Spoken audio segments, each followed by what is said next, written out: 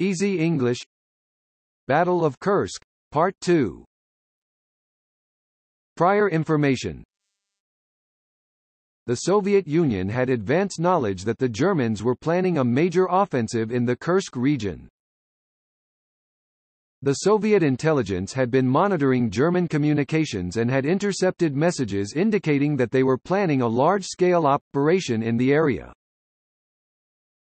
Furthermore, the Soviet military had been conducting reconnaissance flights over the area, which allowed them to observe the German buildup and track their movements. The Soviets were able to identify the German troop concentrations, supply depots, and airfields, which helped them prepare their defenses and position their forces in the most advantageous positions. Additionally, the Soviets had received information from their agents operating in German-occupied territory.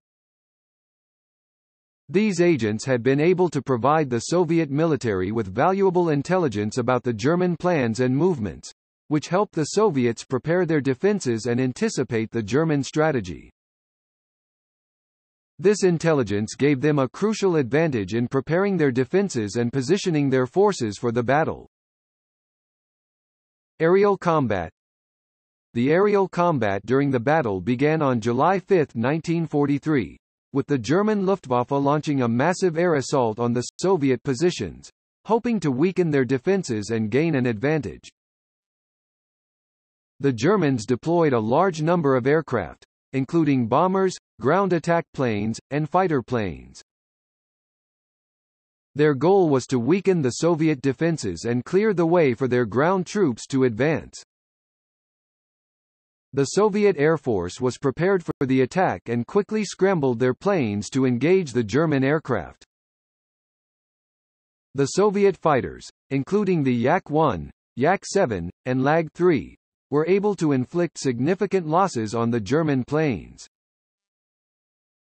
The Germans also suffered from communication problems and poor coordination between their ground and air forces, which further hindered their efforts. Despite the losses, the German Luftwaffe was able to maintain air superiority for a brief period, which allowed them to provide support to their ground troops. However, as the battle progressed, the Soviet Air Force gained the upper hand and was able to regain air superiority. The aerial combat during the battle was intense, with planes from both sides engaging in dogfights and bombing runs. The German planes faced strong resistance from the Soviet fighters and anti-aircraft defenses, which caused significant losses. The Soviet Air Force's ability to regain air superiority played a key role in stopping the German advance and forcing them to retreat. The battle also demonstrated the importance of air power in modern warfare and the devastating impact that it can have on the outcome of a battle. Soviet Air Force. The Soviet Air Force had been preparing for the German air assault for weeks before the battle began. They had positioned their planes and anti-aircraft defenses in strategic locations and had trained their pilots extensively in aerial combat. This preparation allowed them to respond quickly and effectively when the German air assault began. The Soviet fighters were well suited to the type of combat that took place over Kursk. They were agile and maneuverable, allowing them to engage the larger and less maneuverable German planes effectively. The Soviet Air Force had a numerical advantage over the German Luftwaffe. The Soviets had more planes and pilots available to them than the Germans, which allowed them to replace losses more quickly and maintain pressure on the Germans. The Soviet Air Force was supported by a network of ground-based anti-aircraft defenses that made it difficult for the Germans to operate in the area. The German planes were frequently targeted by Soviet anti-aircraft guns, which caused significant losses and forced them to operate at higher altitudes, where they were less effective. The Soviet Air Force was able to regain air superiority over Kursk due to a combination of preparation, well-suited aircraft and tactics, numerical superiority, and effective ground-based support. These factors allowed them to overcome the initial German air assault and gain control of the skies over the battlefield. Luftwaffe. Overstretching of resources. The Luftwaffe was required to operate over a vast geographical area on the Eastern Front, stretching from the Arctic to the Black Sea.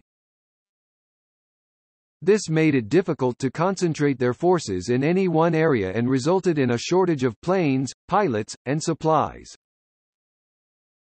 Facing a resilient enemy. The Soviet Air Force was a formidable opponent and had learned from its early defeats. The Soviets had developed effective tactics and strategies to counter the German air attacks, including ground-based anti-aircraft defenses, fighter planes, and camouflage techniques.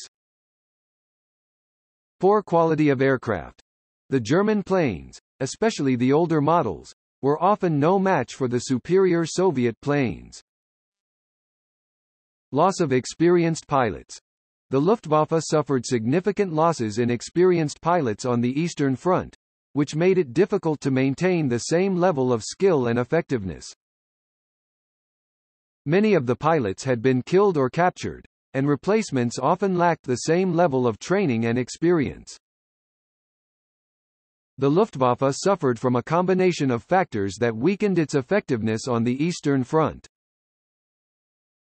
The Soviet Air Force proved to be a formidable opponent, and the Luftwaffe struggled to maintain the resources, quality of aircraft, and experienced pilots needed to counter them effectively.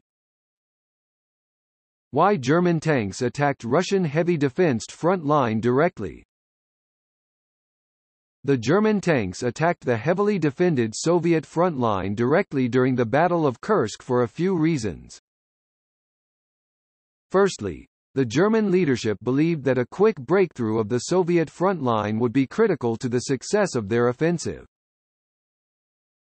They believed that by penetrating the Soviet defenses at their strongest point, they could cause chaos and confusion in the Soviet rear, allowing them to exploit the resulting gaps and disarray. Secondly, the Germans believed that their tanks and armored forces were superior to the Soviet defenses, particularly in terms of mobility and firepower. They hoped that their tanks could quickly break through the Soviet front line and race towards the rear, where they could destroy Soviet reserves and artillery positions.